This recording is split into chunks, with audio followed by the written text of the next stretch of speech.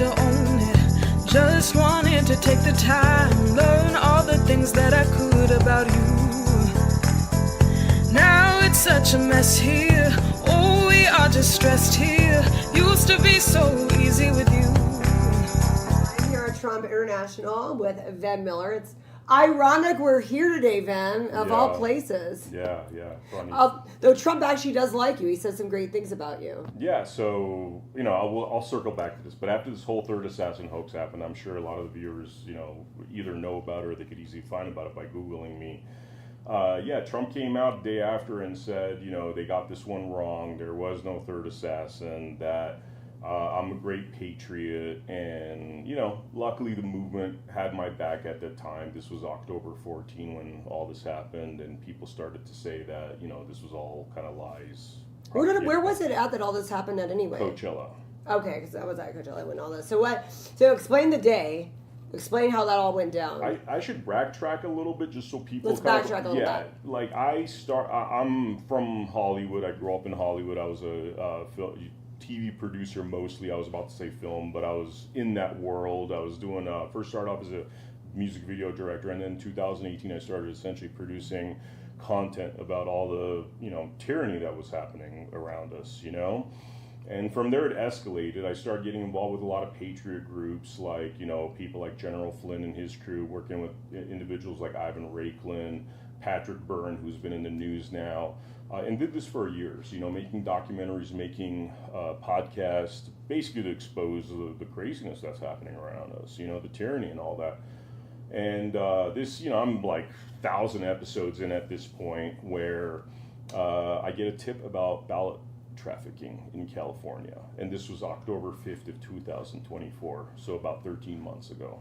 And I find out that 150 semi-trucks and trailers are transporting illegal ballots from Tacoma, Washington, all through California, New Mexico, Arizona, and Colorado. And I had receipts. I found out the companies that were doing that. So the reason I kind of backtracked to that is because there was a reason for me to go to California from Nevada. I'm originally from California, but at this time I was living in Nevada after COVID-19. In 2020, I moved away from California because it was just too crazy, especially LA, where I grew up, And so I'm out living in Nevada. I get this tip, and I go to California, and to be precautious, because I'm actually going to go do surveillance at a location where it's a bunch of truck drivers in the middle of nowhere. It was a town called Lubec, where these trucks were supposed to be congregating, basically a one-horse town with a truck stop. So I say, let me take my shotgun and my handgun with me just in case, because I'm doing surveillance at 2, 3 in the morning. And by the way, all this stuff's documented. You can find this on our platform at americahappens.com.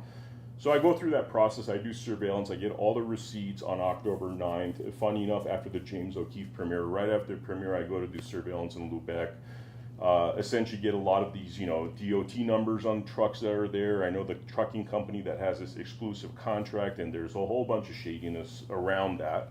And then as I'm in California, I found out about this Coachella rally, and because I ran for office, I'm actually a Trump caucus captain. I was helping him with the 24 election. In 2022, I ran for office as an America First candidate. I asked my buddy who runs the Clark County Republican Party at that time, Jesse Law, could you get me a couple of tickets, for this Coachella rally? And then I go to the Coachella rally, and like a precautious, patriot, I know what's happened with Trump and the Butler shooting and all this stuff. So I'm 1.2 miles away from the rally where there's the parking lot, right? And before I even attempt to park my car, I decide I'm going to roll up to the deputies and tell them, hey, I got a couple of firearms in the car, and my name is Vem Miller. You could easily Google me to find out that I do not fit the profile of anybody that's a danger. Just going to park my car, hop in the shuttle, and it's kind of like a Disneyland type of deal where you park your car, you're going to hop in the shuttle, and then you go to the actual rally, right? So I tell these deputies in Riverside County that I have a couple of firearms. I even say, hey, you're welcome to hold on to them if you guys are nervous, and I'll come pick it up later. And luckily I recorded this, because growing up in LA, it's kind of like, frankly, I didn't even realize at the time that I had pressed record on my handheld recorder. It's just an instinctual thing, because growing up during the Rampart scandal and Rodney King and being hassled by cops growing up, like LA cops were really bad in the 80s and 90s, and that was my experience, right? So being cautious, because I know how some of these cops are. Some of them are great. There's really crappy ones though. So I start recording, and Next thing I know, with my handheld recorder, it's in my cup holder. They drag me out of my car, arrest me. This is after I tell them that I have a couple of firearms in the car. Throw me in a scorching hot car, then throw me in jail after that, and I get released around 1:30 in the morning, and I have no idea what's going on. I'm like, this is such a crazy reaction to what they did, but I thought that's where it stopped, where, hey, I had a couple of firearms, and they gave me a citation, no bail, no nothing like that. That was another thing that was falsely reported, that I paid a $5,000 bail. I actually didn't have to pay a penny. There was no bail. Okay. It was literally a ticket that they gave me, which, by the way, 13 months later, they still refused to release the body cameras from that day, just FYI. And so I get out of jail around 1:30 a.m. I go to this crappy motel, and I joke about it because Coachella was sold out, and the only thing I could find was one of these, like, 2-hour smash and bang kind of hotel rooms. Oh my gosh. And I'm not kidding. This is actually real. Like, I go to my room at, like, by the time I check in, it's like 3 in the morning. And, like, there's just, like, I call it the porn motel, because that's like, it was like as if they were filming something next door. Gosh. And I couldn't sleep all night. I get up in the morning, I go to the burrito place, and around 9 a.m. the news starts hitting. Third assassin. Were you shocked? Like, I was like, I started pacing so much in the burrito place that they kicked me out of the burrito place. All I was doing, I'm on my phone like this, and I'm just like pacing back and forth. They're like, sir, you're making all the customers nervous. Because I just found out that there's like 1,000 articles that's calling me the third assassin, And your name's attached to everything. My name's attached to it. Wow. My phone's blowing up. All the Patriots are calling me, and when I say all the Patriots are calling me, I mean everybody started calling me. Anybody that I've had any association with. And you never got in any type of interrogation or anything. They just nothing. The FBI, they just arrested you, and that was it. No, well, the FBI, the guy lied to me. The deputy lied to me. He said the FBI and Secret Service are going to interrogate you. And so when the FBI and Secret Service were actually at the police station, I said, hey guys, I'm willing to answer whatever you want, but this guy hasn't given me my one call. I need to call my lawyer. So I'm like, why don't we do this? While I'm calling my lawyer, you could hear the whole story, and then I will answer whatever you guys want. And then the FBI Secret Service say, you know what, sir, we don't even need to interview you. So at that point, they already knew I'm no assassin. Otherwise, they would not interview me. They would interrogate me. They would find out what's going on. Yeah. And anyway, so they let me out of the jail 1:30 a.m. on the 13th.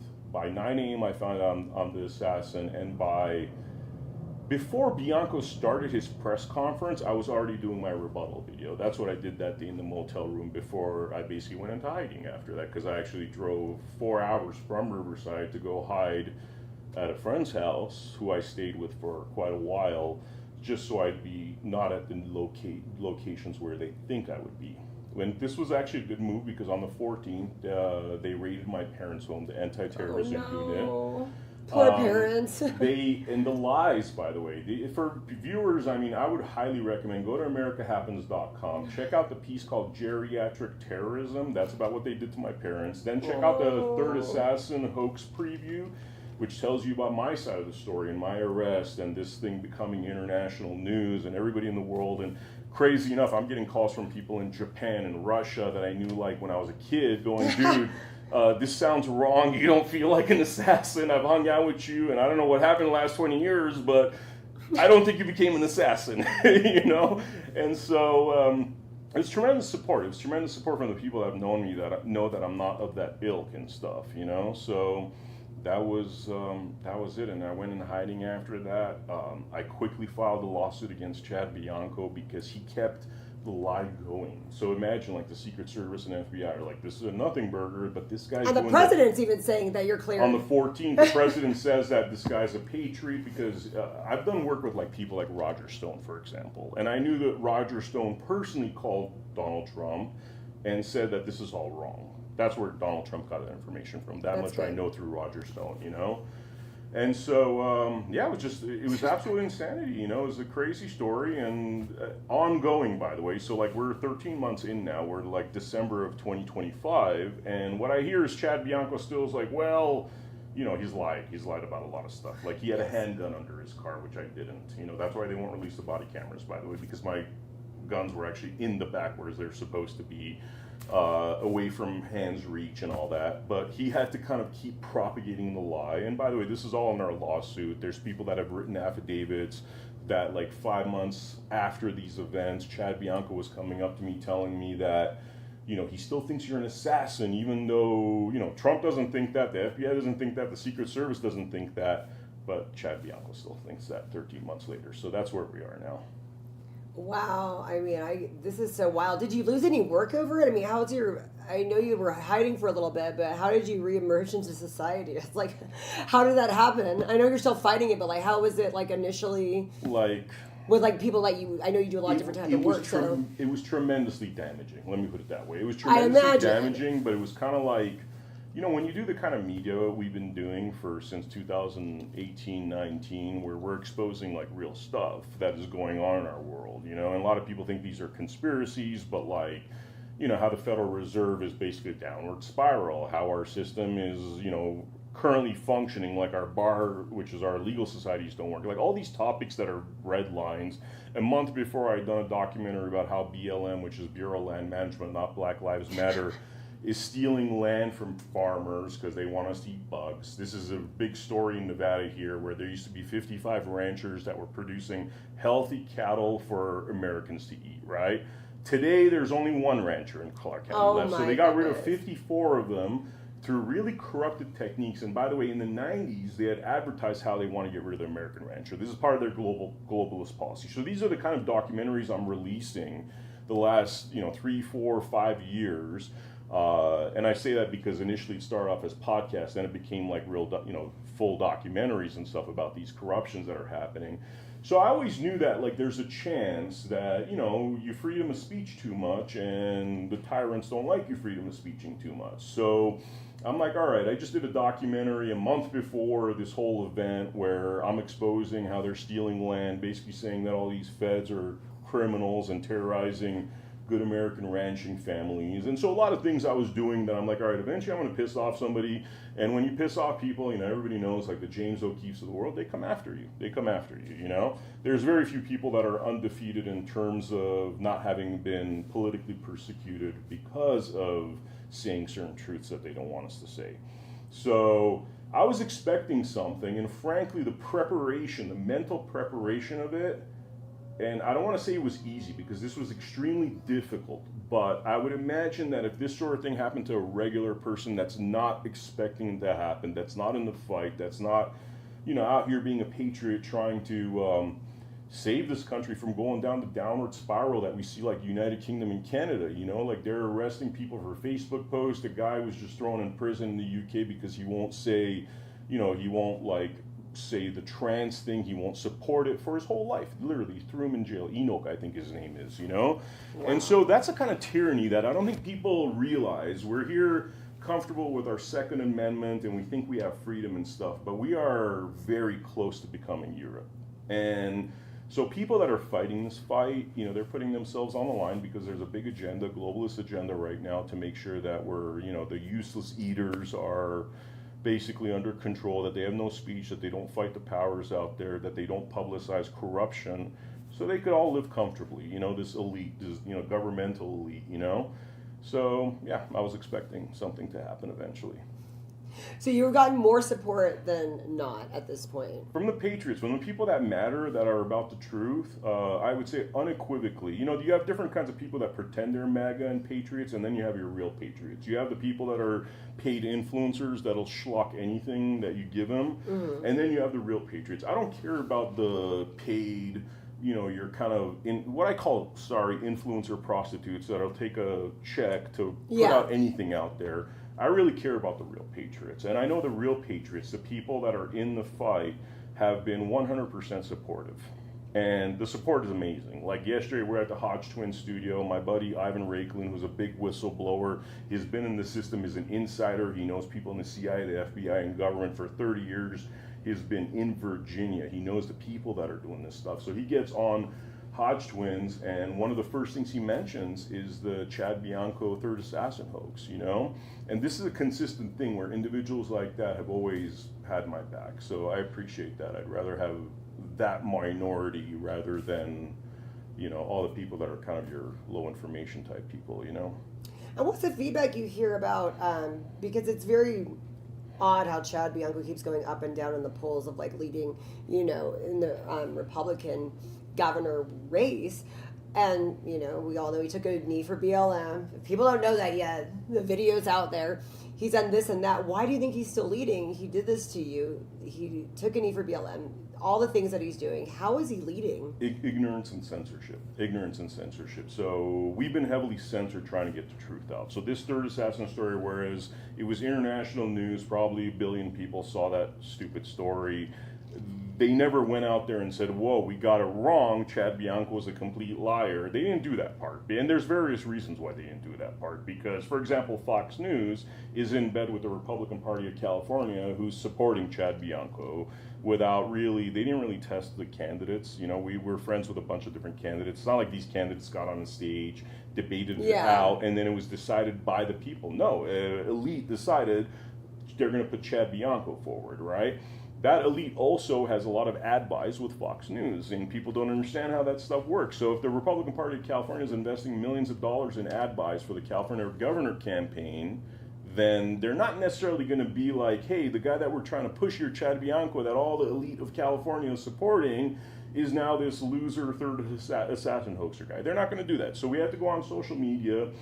And all of us are censored, by the way. They say, oh, X came back, it's all nonsense. There's still a lot of censorship for a lot of different topics that they don't want you necessarily talk about. That goes against the agenda, So Fox News would never interview you? Huh? Fox News didn't crazy enough, Laura Ingraham scheduled an interview with me on the evening of the 14th, October 14th, and then their lawyers got really scared and backed out. And then I found out that the reason the lawyers got really scared and backed out is because they have a conflict of interest with the California Republican Party, where they've already decided to invest millions of dollars in the California governor campaign. So when they have a contract in place, that would be a conflict of interest, So the lawyers got involved. They basically killed the interview last minute, Oh my goodness. And so how's it going with the lawsuit at this point? It's a process. I mean, this is going to be probably like a 5-year process. They're governments, so they have endless amounts of taxpayer dollars that are paying for all these,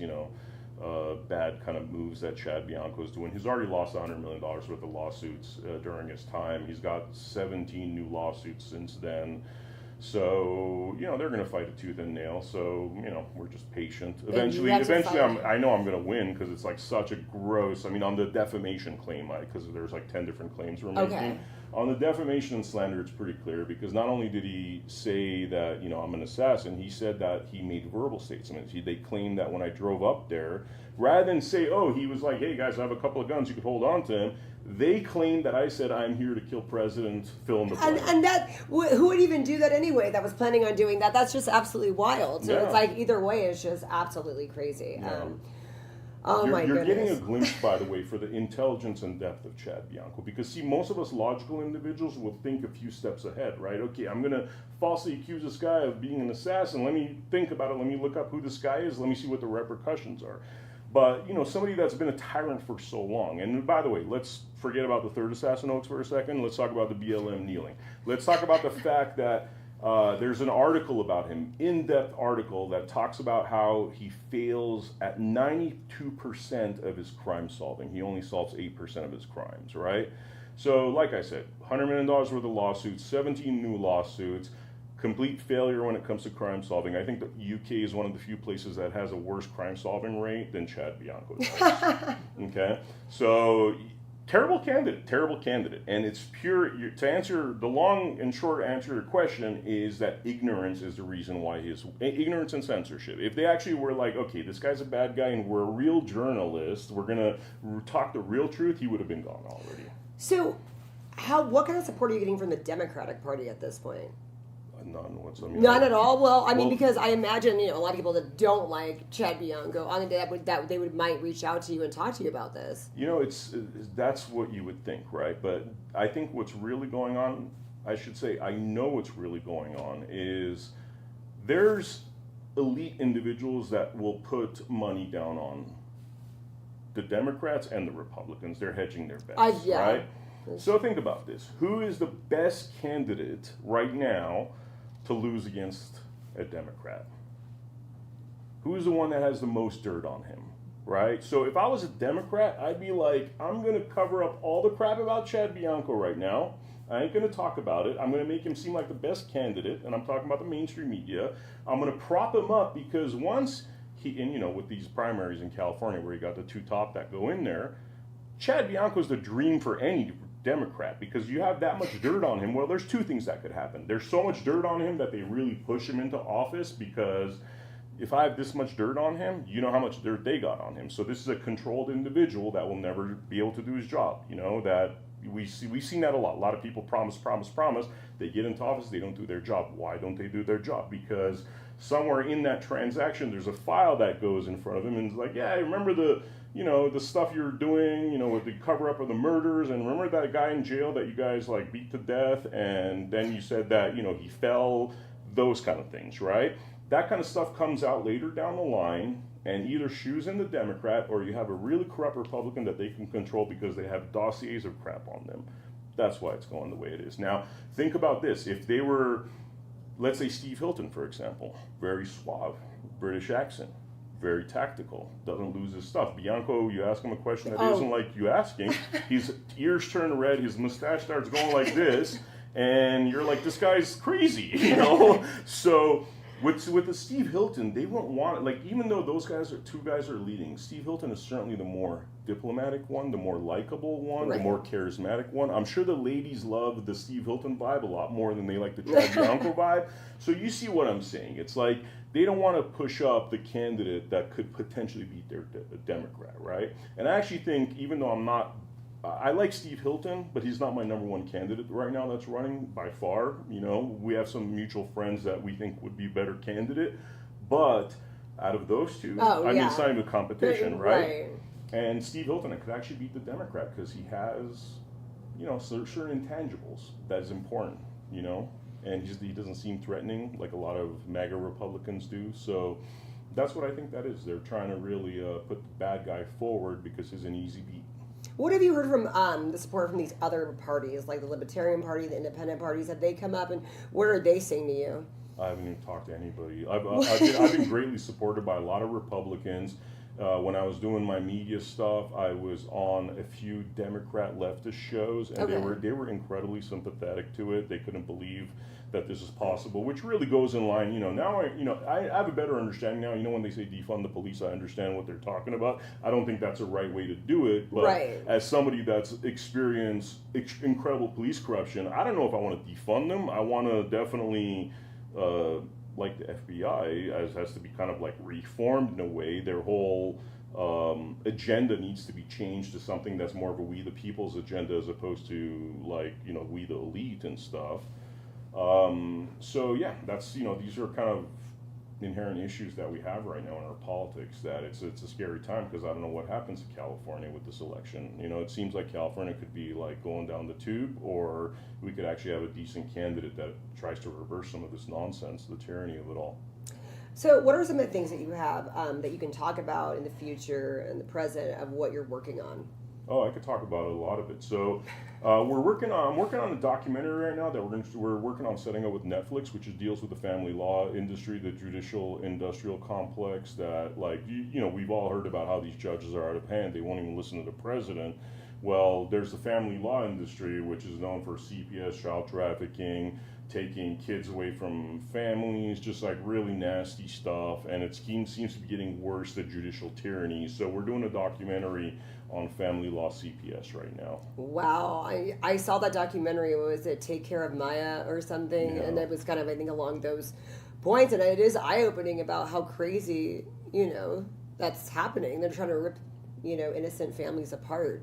It's insane, and I feel like the people have gotten so weak with this stuff because, like, people sat out there. I mean, the COVID jab, a lot of people think that was a death jab. They closed the schools. A lot of our kids are sick now. All I hear is these myocarditis and these young kids that have health problems that you shouldn't have till you're in your 50s or 60s, but they're getting it in their teens and 20s. I mean, this is like Holocaust genocide level crap. And we let that pass, right? It's just kind of like whatever. I mean, that should have been treason trials, a lot of people hanging, publicly televised, so they never do it again, including people like Fauci that lied to us for so long. I mean, I know I might sound extreme, but like, you see the amount of evil there is, the amount of corruption, and these people are very selfish individuals. And unless you hold them lawfully accountable to the maximum of the law for damaging their own populations, you're not going to see anything change. And that issue that exists with COVID, pretty much you could put that across the board, like the family law industry, where they're literally stealing children, monetizing their sale. Like imagine you have a baby, they come pick up your baby from the hospital, right? This is a real story, and you see them, they walk in with sheriff deputies, they decide they're gonna take a baby, and then that baby goes to sale in the adoption market. That's like child slavery, human trafficking, and that is literally happening right now. And again, it's an epidemic of ignorance. Like the Chad Bianco ignorance, people don't understand how bad and evil that man is. They don't understand all these evil, different, like the CPSs and the family laws and the judicial industrial complex. They don't understand that this is all tyranny. And it's all really the same thing, whether it's Chad Bianco false accusing or the CPS that comes and steals your baby from your hands right after you give birth. It's all the same crap. And I think people need to realize this, get out of their ignorance, stop, watching crap sports when your country's being stolen, when your children are being stolen, when you're being poisoned, and do something productive with your life, How are people supposed to get real news these days? Like listening to people like us. And that's true because, we know how crazy, mainstream media is. Mm-hmm. And a lot of stuff you're covering is stuff that I'm covering. I've been doing a lot on vaccines and stuff. There's a lot of whistleblowers that have come on my show, and this one woman, she was talking about all the dead babies at this hospital. There's now 4 stillborn births week, and there used to be 4 a year, and it's all the mothers that got the COVID vaccine shot. And so she's opened up about that, and nobody else would interview her in our town, all the news stations and stuff. So that's where I'm like, where are people supposed to go and get the real news? It's really bad. This where do you go for your real news? It's a bunch of places. Real news, I got to look at so many different sources to even figure out what is the truth between the propaganda and read between the lines. Who are some of your go-tos that we could follow? Okay. And again, I don't look at any of these individuals as 100% source, but you could learn a lot more from watching Alex Jones than you can from CNN. Okay. And Alex Jones actually has been right a lot more than CNN has, right? And I say it that way because I'm not 100% believer in every single thing that comes out of Alex Jones' mouth. But when I look at Alex Jones, and then I go look at CNN, and then I look at Fox, and then I look at RT, and then I look at the Gateway Pundit, and then in the middle of all that, I figure out what the truth is. And I know this sounds like a process that most people don't have the time to do, but it's a sad fact about why we're faced with this kind of ignorance in our culture, because the mainstream media is not telling us the truth. So you got to kind of look at bits and pieces. Like Candace Owens, I don't believe everything she's saying. I think some of the stuff that she's saying is outlandish. But there's a lot of truth in there that when you take out all these individuals, like Ryan Matta. Ryan Matta's a good one. You want to learn about CPS, go watch Ryan Matta's documentary about CPS. There's more truth in Ryan Matta's documentary. And again, I don't believe everything, or I don't subscribe to everything Ryan Matta says, but there's a lot more truth in that, way beyond the 50% threshold than you would get from CNN, Fox, MSN, anything mainstream media is corrupted, it's propaganda. And by the way, I come from the mainstream media. So before 2018, I was actually working at the Foxes, the CNNs, the MSNs, and this is not random. I've seen newsrooms where oh my God, guys, we have this crazy, piece of news now, and it just gets squashed because it's not part of the agenda. That is crazy. So you have that coming out, the documentary. What else are you working on this upcoming year? A lot of stuff having to do with the Patriot movement around General Flynn and Ivan Raiklin and Noel Fritsch. And the issues that are happening right now in our government is, obviously I was a Trump fan, dedicated a lot of my time. I think a lot of the Patriots are frustrated at the amount of not prosecutions that are happening in the Trump administration. Towards the people that did COVID, did the shutdowns, did J6, the Fedsurrection. We know at this point that there was something like 200 something federal officers there. They know how to these guys know how to start, conflict and violence. They know how to make scenes. They've been doing this since like the 50s when they're overthrowing governments. They just did that to us this time. And we know that the CIA was there. We know that the FBI was there. So why aren't people being held accountable when so many J6ers did like 4-something years in jail over nonsense, over stuff that was made up? I mean, people that walked to the bathroom at the Capitol ended up going to jail. People need to be held accountable for that. Where can we see what you're doing? Where should we follow you on? What platforms? AmericaHappens.com is our network platform. My X account is not Vem Miller. It's just Vem Miller with an N-O-T in front of it because I never got my original X account when they banned me back in January 7 of 2021. Never got that account back. So as a joke, I created not Vem Miller so they can't find me, Yeah. And, just my website, vemmiller.com is another one. And Instagram, you're just Vem Miller? And Instagram is Vem Miller. And on my vemmiller.com, you could find all my socials. Are you good at about telling us when the next thing's coming out and when we can search these documentaries as they come out? So the family law one, within the next 6 months, that's going to be a 2-hour one. So that's going to be pretty intense. And you'll let us know when that comes out. And the 100%. name of it, because you probably don't have the name.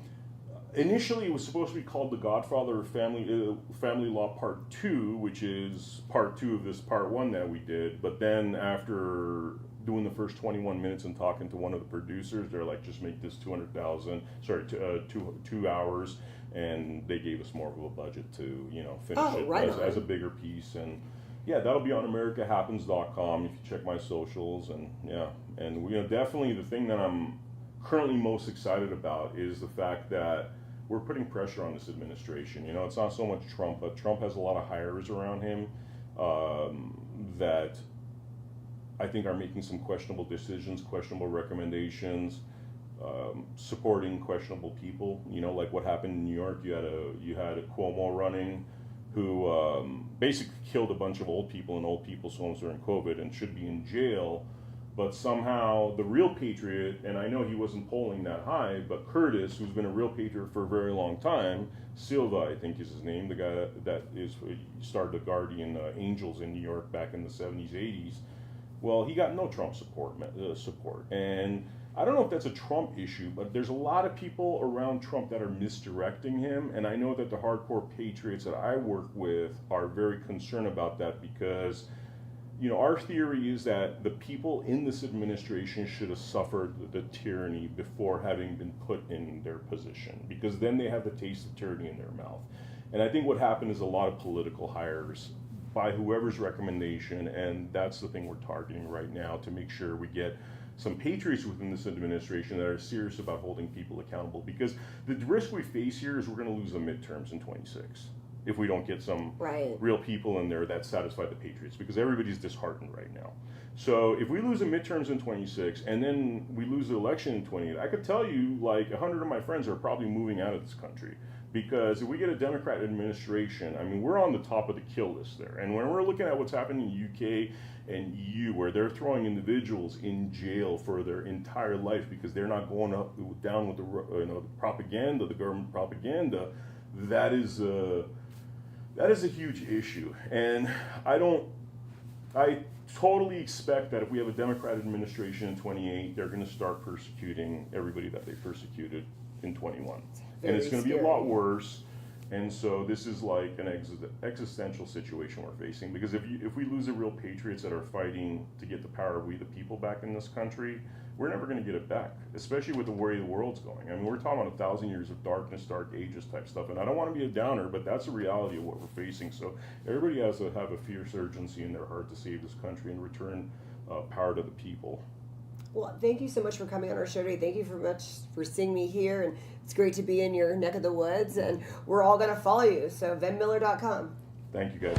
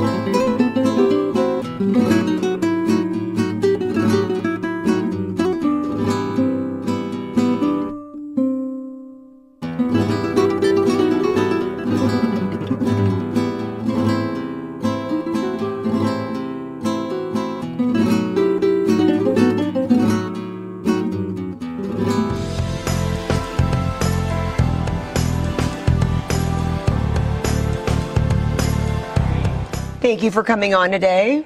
Hi, Sparkle. Nice to see you again. It's nice to see you, and I love it. This seems so warm. I love It jackets is. like It that. is very warm. I didn't realize how warm it was because now I'm burning up in it. That happens to me all the time, but I still like to be warm. So. Yeah, especially when you go through chemotherapy and everything. So everything's like How often do you have to go through chemo? every 2 weeks. Every 2 weeks? Yes, because I had stage 2B breast cancer.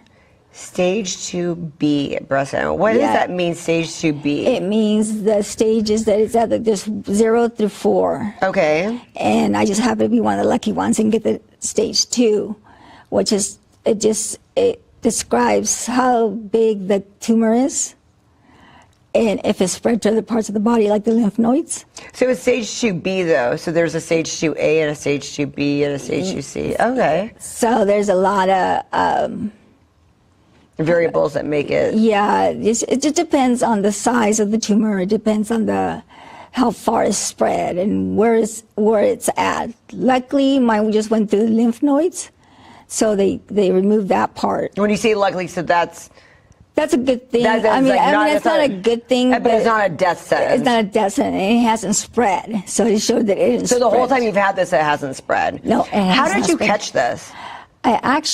It was last October, and I was laying on the couch watching Channel 24-hour news, and they said, "Don't forget your buddy check."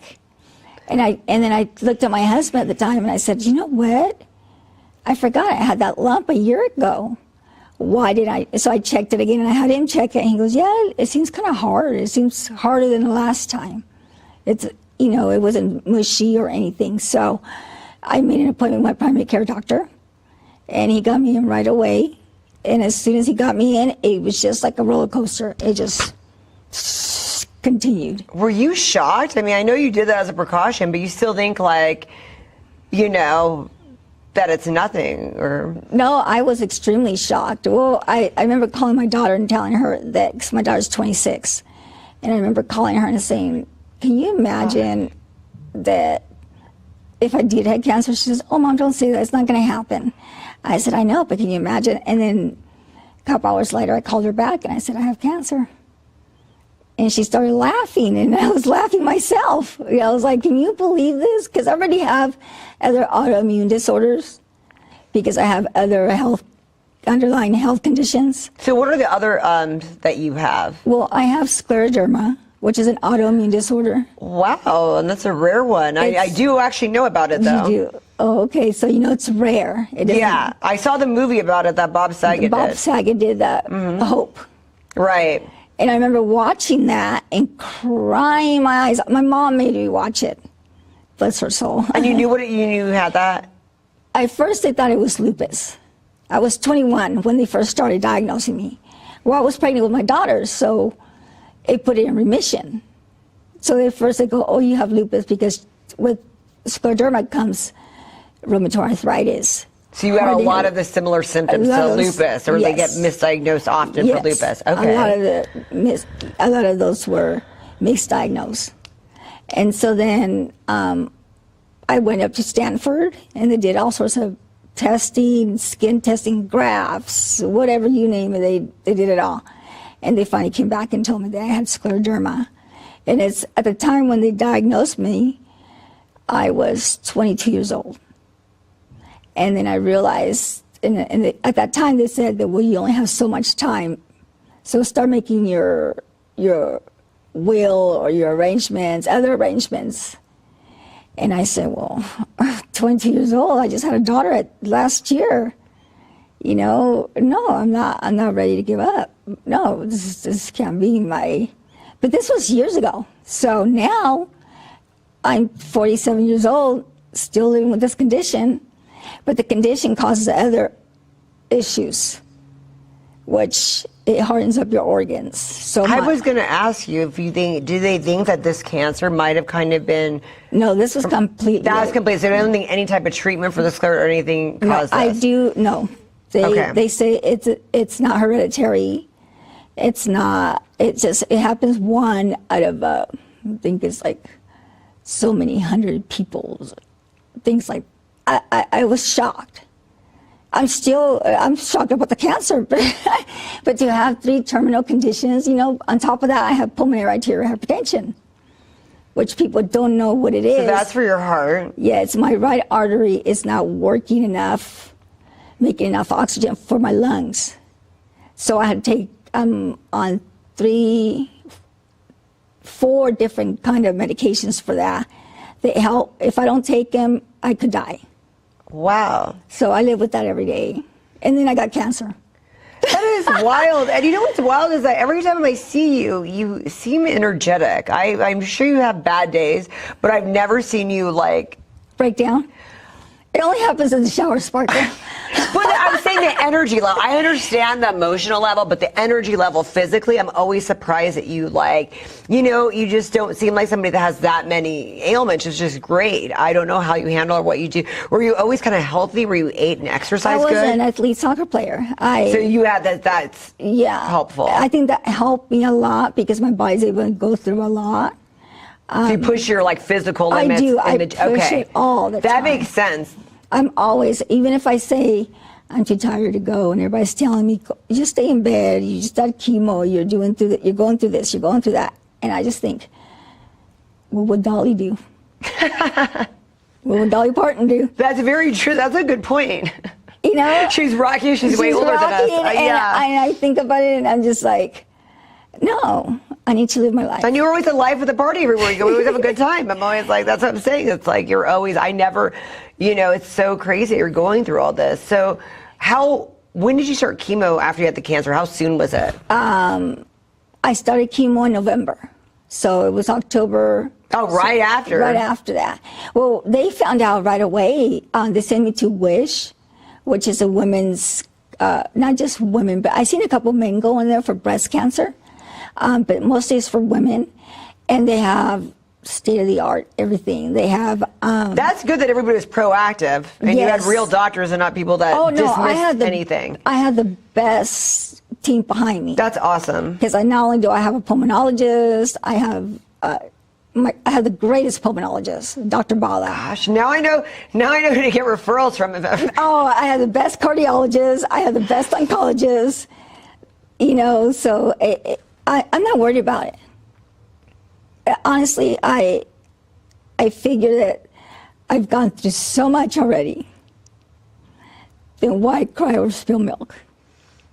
You have such a great attitude. I don't know how you do. So you're proactive right away. You got on this. And what did they say about all the other medications you're on for the pulmonary and the scleroderma? Did that coincide? Did you have to stop taking one, or you just take everything? They actually help just because they help my energy level. And it doesn't keep me on the couch like most, because I don't have stage 4 cancer. I have stage 2, and I look at it like I'm able to beat this. It's not a life. It's not a life sentence. Right. I'm able to beat it. They removed my right breast, going in for my reconstructive surgery here in December sometime, and I just figure, just take it with a grain of salt, and you can't help. People say, "How can you go through it like you just did?" And I looked at myself like, I just think I'm just a normal person going through a hard time.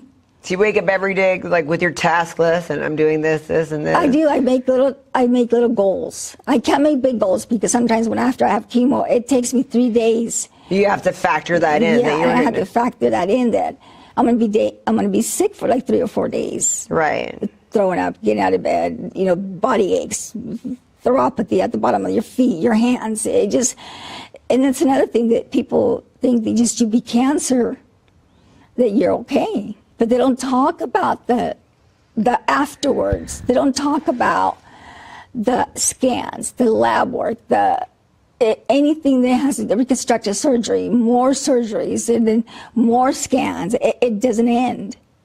Oh my goodness. What so it's been a year. So you've been doing chemo for a year. What are they saying? How much longer do you have to go through that, or did you take a break and then you went back to it? How does that work? No, while I was doing chemo, the hardcore chemo, it was every 2 weeks, and it was for 6 hours, 5 to 6 hours. Okay. And then they did my blood work and everything, and then they finally did all my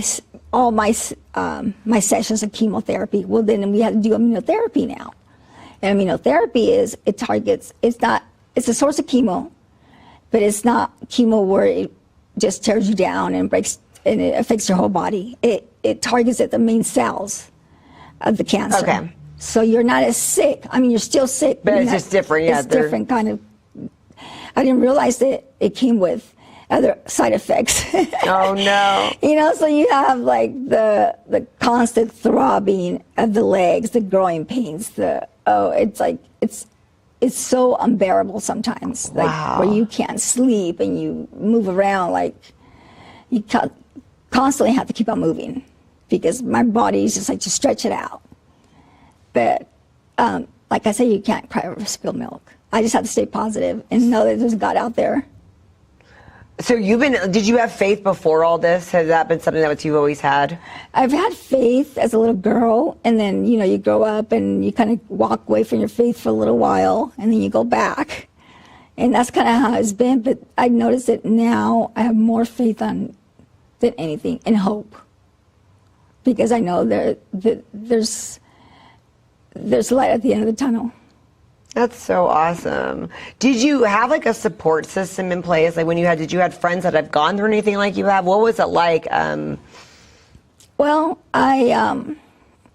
if I said I had support from my friends, but for the family, wasn't really there. So I went through it. My daughter was there and she helped me as best as she can. Right. Because she's going through college and she's living her own life, and I don't expect anything but Right. for her to do that. I don't expect her to come take care of me. I understand that. And I played it off a lot of the times. Oh, I'm doing fine, honey. Chemo was great. It was fine. They gave me snacks. They do everything for you there. I just need to ride home. And then on top of that, I didn't realize to tell you is that Clovis community has a lot of support, which means taking you from your rides there to bring you back from chemo. That's awesome. To your appointments, to, I know that, I don't know if it's for everybody, but I know that's what I've got. They offered me, if you need a ride to any of your doctor's appointments regarding chemotherapy appointments, that they're willing to do that. And that's what I've been doing, because when you leave chemo, you're sick. You don't feel well. You can't drive. You don't want to drive. I could drive. And I know sometimes you don't want to burden others to do that, so I'm glad that they offer that. Yeah. So, it's just, I would recommend it over anything to go and check yourself out. Make sure that if you feel something, even if it's just a little lump, and you think it's just a cyst, because that's what I thought it was. I figure, it's a cyst. And then you just kind of forget about it, and then like a year later you're watching. Came, and that's what happened. And the holidays came, and then I forgot all about it, and then by the time I know, it's been a year later. So as a woman, you have to check. You have to be your own advocate. And that's what I've been doing lately. I've just been my own advocate. Things don't seem right. I called the other day about my Mediport, because I have a Mediport, and I was telling him, I said, it hurts, it's bothering me. One of my doctors that is not in my group, I just went to see somebody because I needed them to look at it, said, it's fine, it's just bruised. Well, no, because of everything that I've gone through. My luck, it'd be something worse. Yeah, let's not leave yourself a chance. Yeah, so I called my oncologist and she got me in right away. And so we're going to take a look at it next week, so. That's awesome. Do you have did you join a cancer support group? How does that work? Well, I always seem like dumb questions, but I'm always wondering, you know? They have cancer support groups, and I think because I was going through so much, and I did not want to feel and I'm not saying that cancer support groups are pity on you, but I did not want to feel that. I felt like if I gave in to go into support groups, it meant that I had cancer.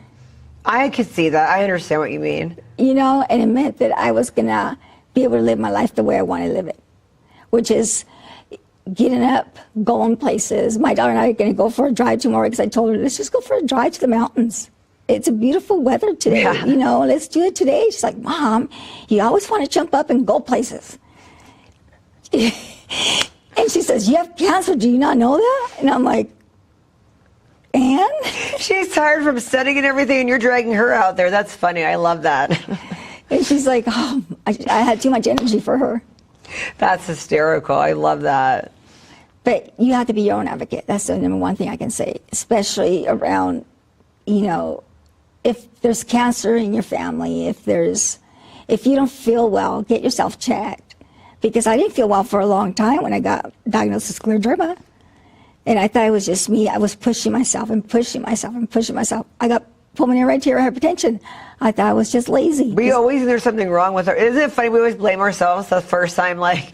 Am I being lazy? Right. Am I being, I need to get out there more, run more, do more, and not realizing that I was so sick. Because when I got diagnosed with the pulmonary arterial hypertension, I was at my daughter's graduation, and I could not even walk across the street. Oh, my goodness. I could not walk across the street, and I had to tell my husband at the time, I said, "After this, we're going to the hospital.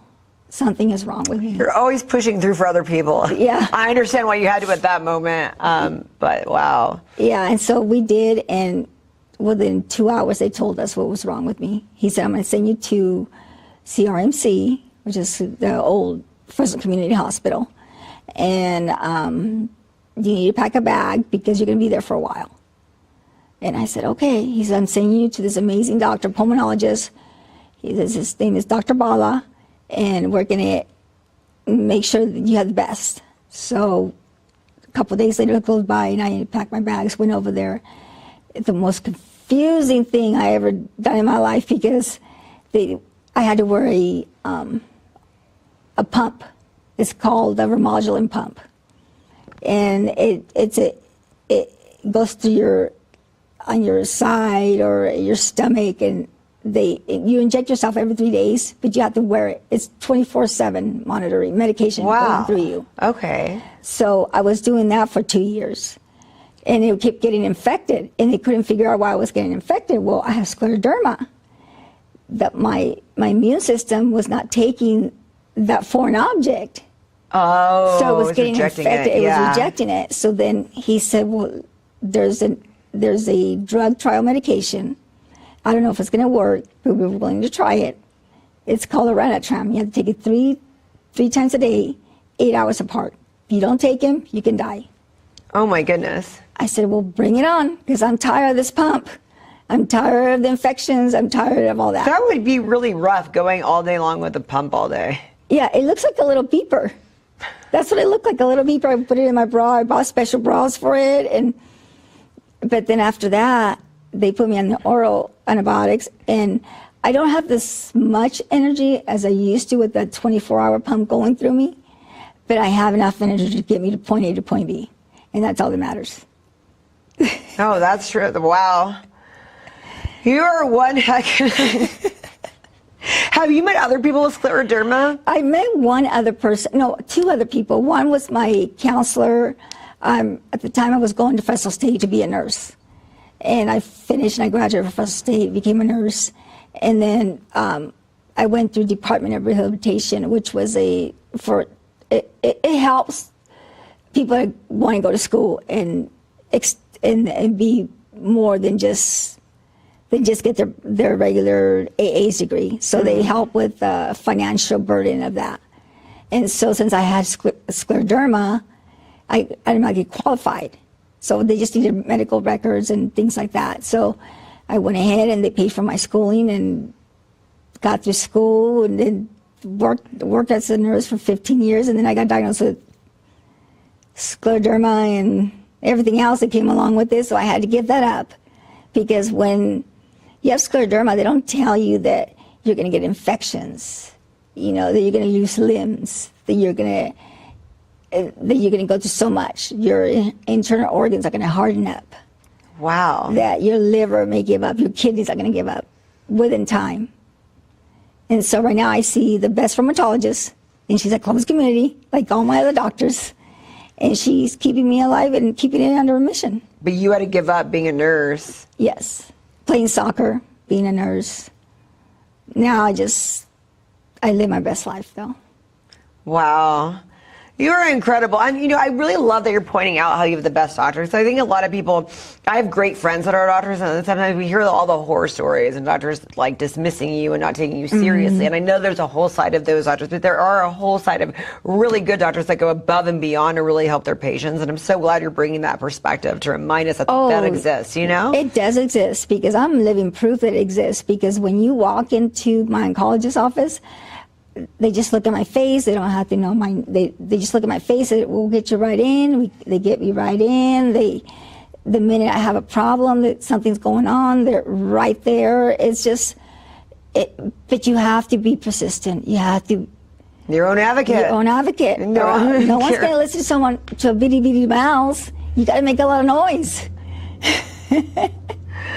I love that. You are awesome. If anyone wants to reach out to you, can they, like on social media? Yeah. What's your social media? I'm under Brittany Murillo.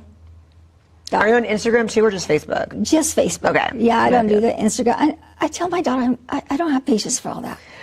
It's too much. I know. I don't have a TikTok either. I'm like, I can't do everything. I don't do TikTok. I don't do Instagram. I can only do so much. I can only do so much. Yeah. It's under Brittany Murillo, and you'll find me there. I share my story on Facebook because I want people to know that there is hope. That just because you had cancer, yes, it changes you. It changes who you are. It changes everything about you. Because once you think you're normal, you're not. After having cancer, you're not normal. You'll never be normal. It's always on the back of your head, wondering when it's going to peek its ugly head, if it's going to. And not only that, I have that, but then I have other conditions, so anybody who has an autoimmune disorder, or just be your own advocate when it comes to finding out what's wrong with your body. You don't feel right, go to the doctor. And if they tell you it's just this and this and that. I have a friend that's going through not the same thing that I'm going through, but has some medical issues, and she didn't know how to start. She said, well, they dismissed my symptoms. I'm like, well, you need to make noise. You need to go in there and let them know what's actually going on. Have them refer you out. Have someone else deal with you. If they're so sick of you. But you got to be your own advocate. I love that. Thank you so much for coming on. It's always cancer awareness as far as I'm concerned. I know we have different months, but it's like, you just always have to remind them. I'm so glad you reminded me to do that. And I mean, I love that the whole Channel 24 thing worked, because I know that was like Stephanie's mission when she started that there. And I'm so glad to learn that, like all the lives that it's saving. So it really did. It saved my life. Yeah, thanks for reminding us that, Yeah, it was nice talking to you. It was nice talking to you, and I think some people are going to watch this and be helped. Thank you so much, Brittany. You're welcome, hon. Felt right in the moment, felt right in the summertime. It felt right drinking cherry wine with you. Just wanted to own it, just wanted to take the time, learn all the things that I could about you. Now it's such a mess here. Oh, we are just stressed here. Used to be so easy with you. Now I must confess here. Oh, I must confess, dear. Don't think I'm in love with you. Winter is coming and I don't know what to do. And there's no more use in running, no more running to you. And I don't want your loving, I don't wanna be just friends, knowing all this time we were playing pretend. It's a mystery.